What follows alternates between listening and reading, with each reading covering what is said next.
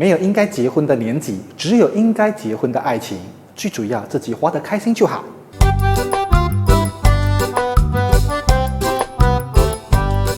嗨，大家好，我是摄影师 Mandarin Ng。婚礼筹备的开销绝对不可能让未来老公一个人承担，所以呢，这也就是我们今天要讨论的话题：马来西亚结婚开销预算。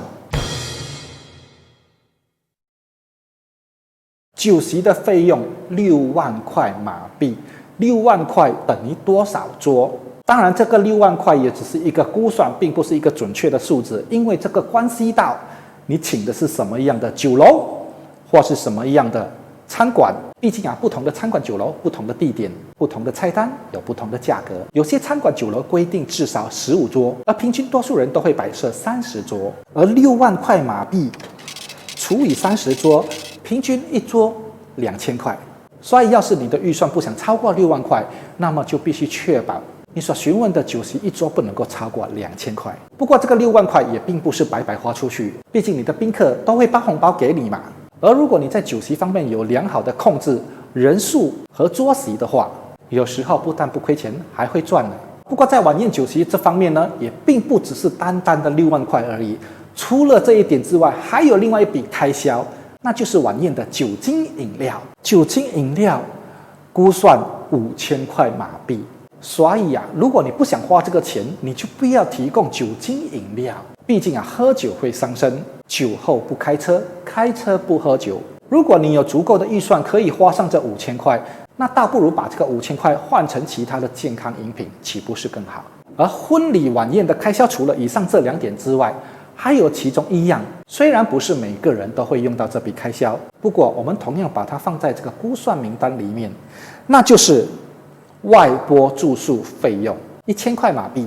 所谓的外拨住宿费用，指的就是马来西亚这么大的一块地，婚宴酒席并不是在你的家乡，那么双方父母都来自远方，晚宴酒席结束之后，自然必须要有一个住宿，这个就是外拨住宿费用1000块。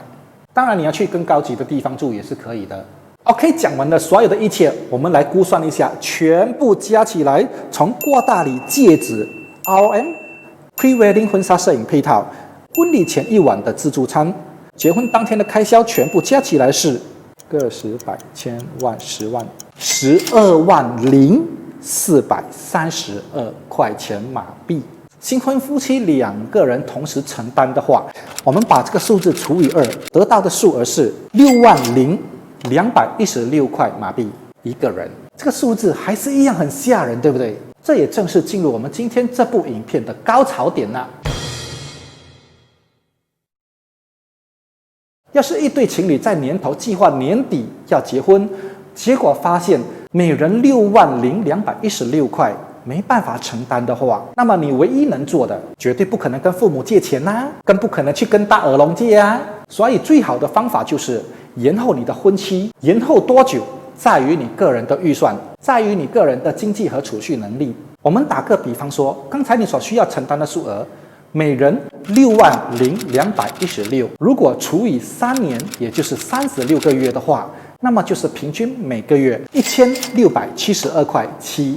简单来说，你们必须为这场婚礼储蓄3年，每个月储蓄1672块7。换句话说，你必须3年之后才能够举行婚礼。当然，如果每个月储蓄1672块7，你都觉得很难办到的话，毕竟生活还有其他方面的开销，1672块7对你来说压力很大。那么你唯一能做的就是再把你的婚期延后多2年，也就是5年之后。这样你就可以把刚才的数额60216块除以5年，也就是60个月，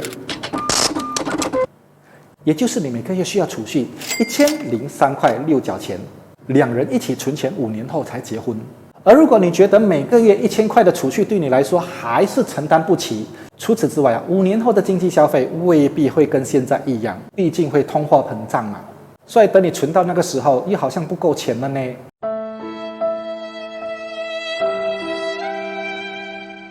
那么这里有另外一个方法可以推荐给大家，那方法就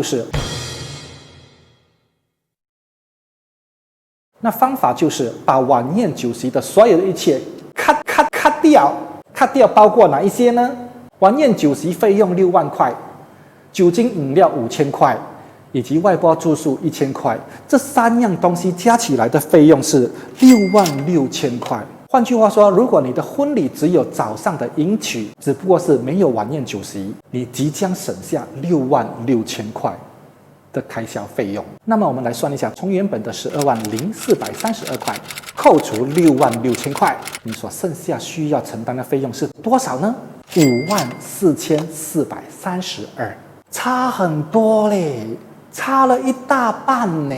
而如果这个54432两个人承担除以2的话，平均每个人只需要27216。注意了，如果我们再把这个27216块钱除以3年，也就是36个月的话，每个月只需要储蓄756块钱。每个月储蓄756，应该没有很困难吧？2个人一起承担婚礼的开销，3年之后如期完成你的婚礼，没有了婚宴酒席的开销，你是不是轻松了很多？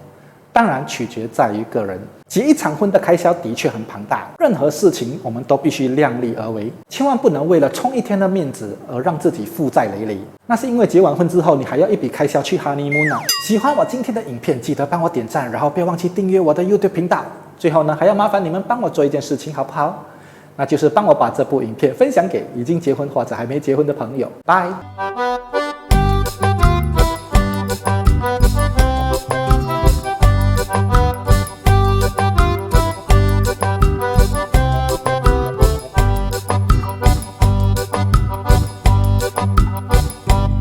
这个结婚预算少了大金姐，还少了婚礼场地布置，你认为还少了什么？